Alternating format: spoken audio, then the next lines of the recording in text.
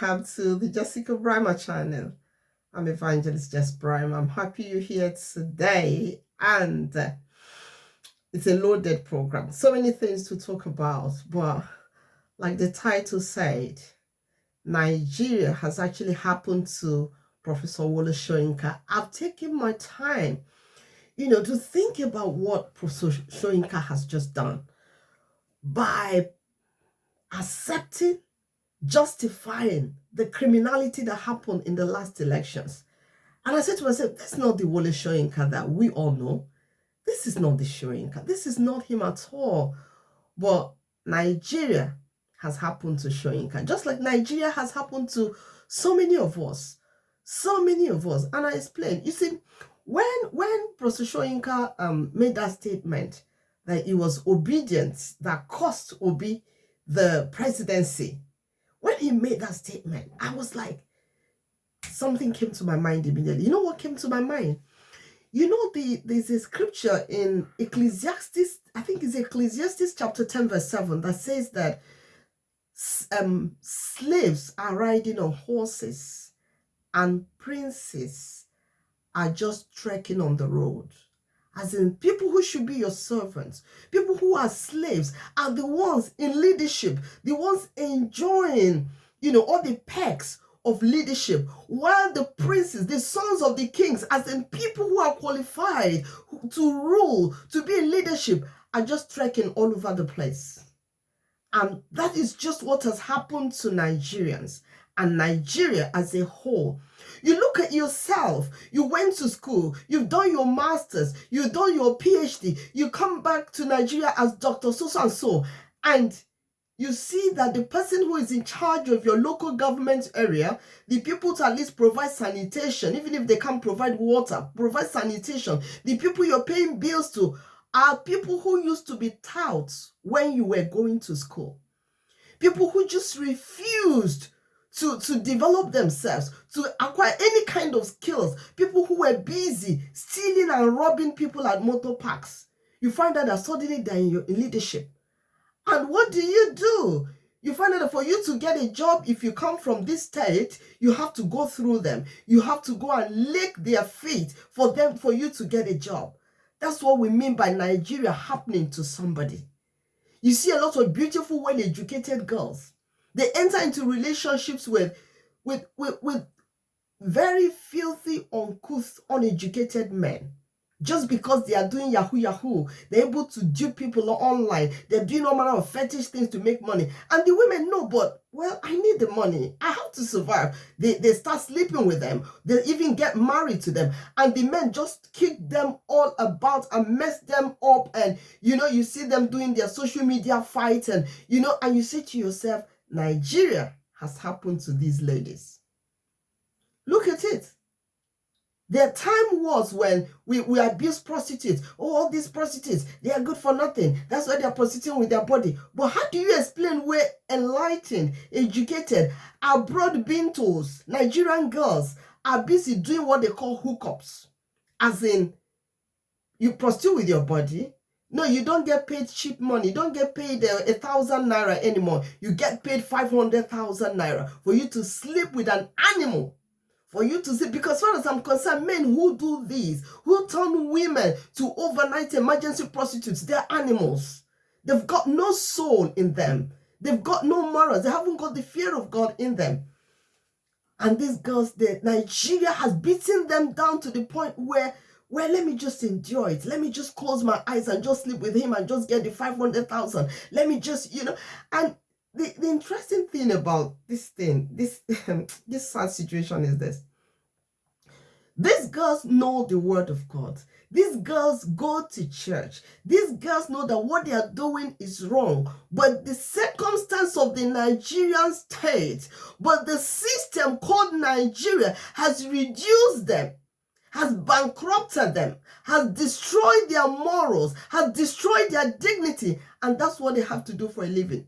You see a lot of young boys, their job is to service thieving politicians.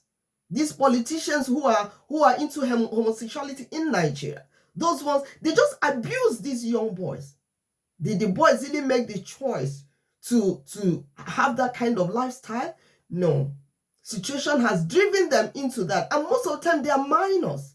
They are minors. I don't have problem with two consenting adults. I have no problem with that. I don't have problem with whatever lifestyle you have chosen. The God that created us has given us choice. That power of choice he gave us in the book of Deuteronomy chapter 30. It gives you the right to do whatever you want to do with your body. It gives you that right. But when you start abusing these minors because they need money to pay their school fees, then in secondary school, they can't pay their fees. They come from very poor homes. They can't feed, they can't eat, and you're abusing them. You're the Nigeria that has happened to them. And then pastors will just stay on their high horse on the pulpit and be preaching against sin, against fornication, against adultery. And young girls are prostituting their body and paying heavy tithes in your church. You're not asking yourself, where are they getting this money? You know, when the Bible talks about building Zion with blood, these men are building Zion with blood. Nigeria has happened to them. So, when I hear something like prostitution, I mean, look at Fani Kayode. Femi Fani Kayode is such a pathetic case. Because today he's abusing Buhari, abusing, and tomorrow he starts praising Buhari. And then another day he says, oh, Tinubu's mouth smells, he's this, he's that. Today, Femi Fani Kayode is abusing all the Igbos, calling them names just because he wants, he's eating from Tinubu's table. Oh yes, Tinubu is paying them heavily for all the propaganda they're doing because that's all they've got, money and propaganda. They've got men who are ready to do the dirty jobs. And I'm not surprised Professor Wole Soyinka just has to, speak up for his friend. Speak up for, because he knows where his bread is buttered. Definitely. He's not speaking for nothing. He gets paid for what he's doing. Oh yes, he will definitely get paid for what he's doing. I don't mind him, choosing to do that, but the only place I fault him is the fact that he's calling obedience names. He doesn't need to call obedience names because obedience don't deserve any kind of name calling from Professor Soyinka, because all obedience did was they sensitized everyone. They sensitized the populace through social media, through whatever means they could, and say, look, get your PVC. Let's vote in the right candidate that's got capacity and competence. That's the only sin obedience committed. So they use social media to garner all manner of attention and publicity and interest, and they achieved that. They voted obedience, and Obi won the election. It's clear as daylight that Obi won the election. And then the INEC chairman decided to manipulate it to favor Tinubu. Everybody knows the truth. Soyinka, you know the truth. So even if you want to run errands for Tinubu, that's fine. It's your decision, sir. No problem, because, one has got to survive. One has got to, there are a lot of, our survival instincts kick in. Once we find ourselves desperate and in need of something, either we need positions, or we need money, or we need food on our table, that young girl that chose to be a prostitute didn't decide because she loves sex. No, she's doing out of desperation to feed her family, to take care of people she needs to take care of. So I'm not condemning, I'm not judging you. All I'm saying is Professor Soyinka shouldn't have just veered off into this very crude propaganda of blaming obedience for Obi's loss of election. When it wasn't Obi, when Obi did not lose the election, everybody knows Obi did not lose the election.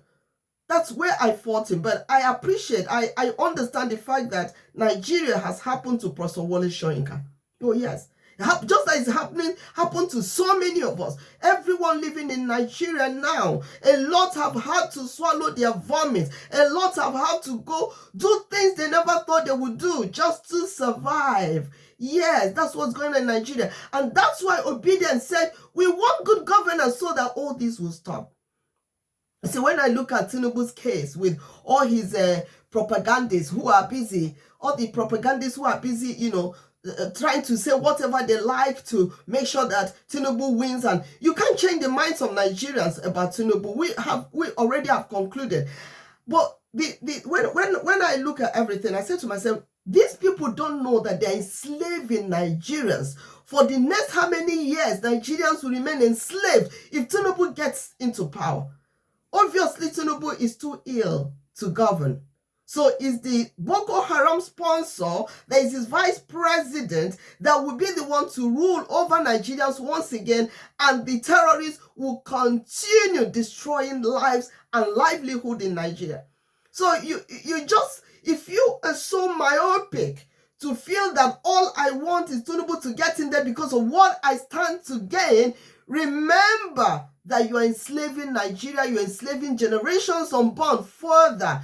You are releasing the Fulani headsmen to continue to rape women, continue to slaughter communities, to continue to burn houses, to grab lands. What you're saying is you're inviting more Fulani headsmen to continue coming from outside Nigeria because their sponsors and the people protect them will remain in power as long as you vote Tinubu in, and at the end of the day, Tinubu is no longer in power.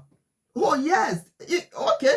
Nothing will happen to him. He will remain very strong. He will finish ruling for 8 years. That's fine. As he's ruling for 8 years, isn't he dancing to the tune of the Northerners who put him there? Tinubu's foundation is already faulty, that the person rigging election for him is Mahmoud, INEC Mahmoud. The Northerners are the ones rigging for him to be there. He will have to dance to their tune when he gets there. If he doesn't dance to their tune, they're going to make sure they do something to get him out of that place. Oh, yes. He has to dance to their tune because he already knows that he didn't win the election.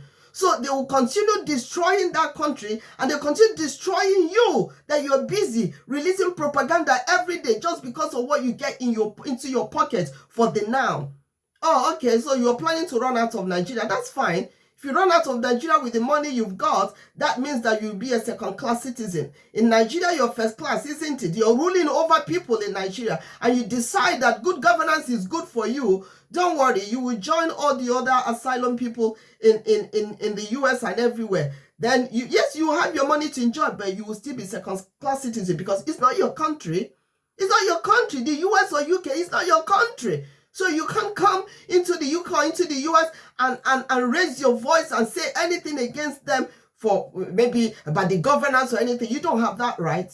You don't. If you end up destroying the country, you don't want people to be free. You don't want democratic institutions to exist. You don't want the press to speak up. You don't want, you're silencing everybody because you're in power. Don't worry. You will reap the consequences. I thank God that Nigerians rose up. Nigerians rose up and cried unto God and said, God, we have had enough. And they did the bit they could do. Now God will have to do the rest for us. And I believe God is going to do something for us. I was listening to the arguments for whether they should televise the petition at the tribunal. I was listening to the arguments of Tinubu's lawyer. I just chuckled. And the judge said to him, what's the legal ground for your refusal to have this tribunal telecast, have a live telecast of the proceedings? He was just mumbling and mumbling and mumbling, and he didn't come up with any legal reason.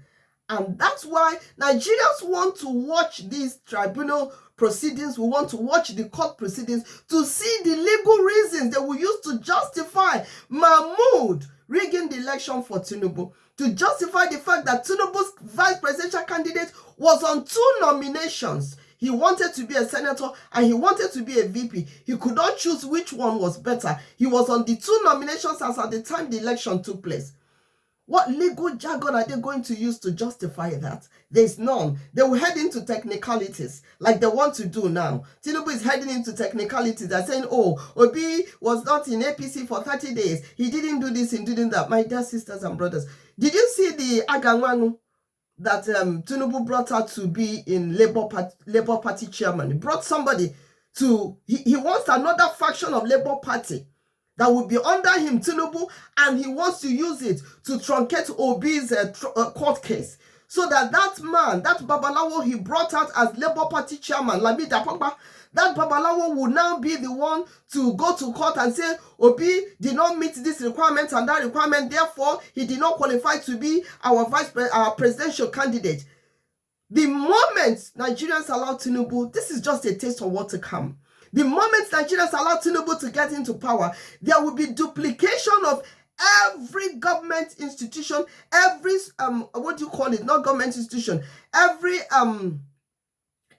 non-governmental organization that is speaking up against evil, he will duplicate. He will duplicate the students' union. So there'll be a faction that will be controlled by Tinubu and fighting the original union. He will duplicate every arm of social organizations. There will always be duplicates of each one of them, just as he wants to duplicate the Labour Party so that he could use it to scuttle the original and the real Labour Party. That's what he's going to do. All the people speaking up now, Tinubu is going to get into the organizations, buy up some people, and they will have parallel leadership of almost every social society organization in Nigeria. Write it down somewhere. That is Tinubu's modus operandi. That's how he wants to go about it. And then he will buy up some people. He will set up another section of, militants and say, oh, this is this group, this is that group. And so at the end of the day, there'll be confusion all over the place. That is what Tinubu is hoping to do, because the criminality, all they know is criminality. Nothing good comes out of a government that wants to kill, that killed, yet actually killed and maimed in order to rig an election. They have nothing good to offer. They have nothing good to offer. I liked what the former deputy governor of Lagos State just said.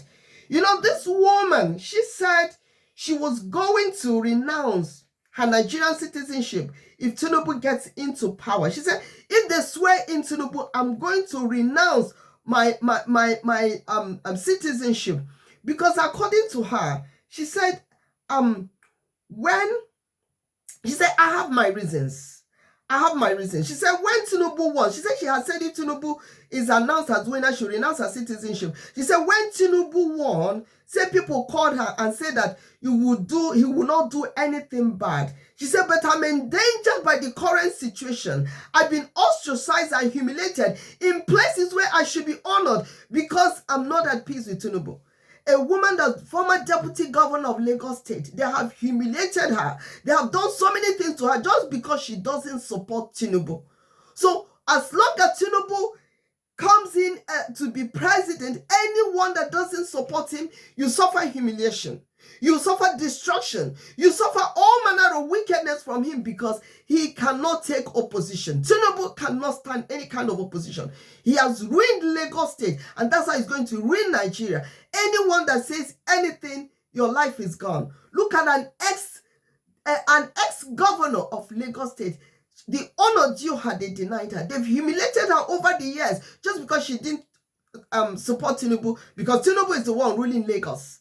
He's the one that decides who should be governor, and he rules. A friend told me, he said, do you know that Tinubu still signs certificates of occupancy for people in Lagos State? Yes, he ruled Lagos State years back. Since then, he has maintained control over who becomes governor of Lagos State, and he has ruled by proxy through those people. By the time he gets into the country, into the leadership of Nigeria, into Asoro, Tinubu will not be interested in doing anything better for the lives of people. All will be to hunt down his enemies, to change things to favor him, just for his own sake. That's all. That's all he would do. And of course, the Northerners that put him there, he would dance to their tune, all right. But that will not have anything to do with him, because dancing to their tune means allowing Fulani headsmen to continue to slaughter and grab lands, allowing Boko Haram to run riots, and allowing kidnappers to continue kidnapping women and putting them into sexual slavery. Tinubu will not bother them about that. But he's going to deal with everyone that says, you don't qualify to become Nigeria's president. Oh, yes. Because you say, how do I know that? Because his propaganda is already threatening. They even threaten those of us who live abroad. They say, we know where you are. We will get all of you. We'll get all of you. Because by the time they finish silencing and killing all the ones speaking up in Nigeria, they will say they will go abroad. And they're saying it. It's on social media. I'm not just guessing. They are threatening every day that those of you online journalists, we will get you people. Don't worry. Once we get into power, we will get at you. That's what they're boasting. I mean, how can people publicly boast of the wickedness they want to do to you? How is that acceptable? MC Olomo did it and got away with it. Threatening Igbos, if you dare, we'll deal with you. And he dealt with people. They killed people. They burnt election voting materials and votes already cast. And nothing happened to them. They're not even in power yet. Nothing happened to them. So I respect this woman. She said, I'm one of those who believe that it is the turn of the Southeast to get the presidency. She said, if we say we want to remain in one Nigeria, then we have to consider equity. You can't say there's one Nigeria while suppressing a particular zone from getting to the #1 slot. That's one of her reasons for not supporting Tinubu. That's one of Mrs. Ojikutu's reason, an ex-deputy governor of Lagos State. She said many people know that with all the records of APC in 8 years, PDP in 8 years, before, he says somebody who is not compromised, who is not part of the corruption, will find it difficult to vote for both parties. It wasn't just APC that destroyed Nigeria. PDP destroyed Nigeria for 8 good years. And then APC came and buried the nation totally with their evil, with their destruction, with their wickedness. Everything that flows from them is wickedness. So this woman said, it's the time of the Southeast. Let's give them the time to rule. The North have held us in bondage for too long. These people have done this and that. Let's give the Southeast. Yorubas have been ruling. Northerners have been ruling for more years than anybody. Then Yorubas as well. So let's give the Southeast a chance. And the Southeasterner won the election and they're saying, no, Southeast cannot rule this country. The same Southeast that said, we want to leave. Since you don't want us, let us leave. They don't want Southeast to leave. I mean, how wicked is that? You don't want them to live. You don't want them. You want them to remain your slaves. You want them to remain your slaves. I have seen slaves on horsebacks in Nigeria and princes trekking. Those who should be in leaderships are the ones trekking, are the ones being criminalized, the innocent ones, the ones who live a highly morally upright life are the ones being locked up in prison, while the criminals who are robbing the nation blind are sitting in positions of authority and oppressing everyone. It's sad. It will remain so unless they televise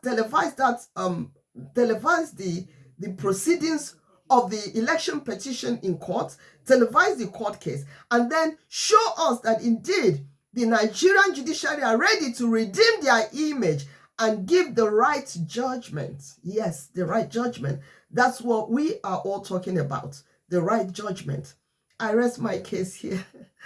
I rest my case here. It's been nice speaking to all of you. Thank you for stopping by. Please subscribe to my channel. Share this. Make it go viral. And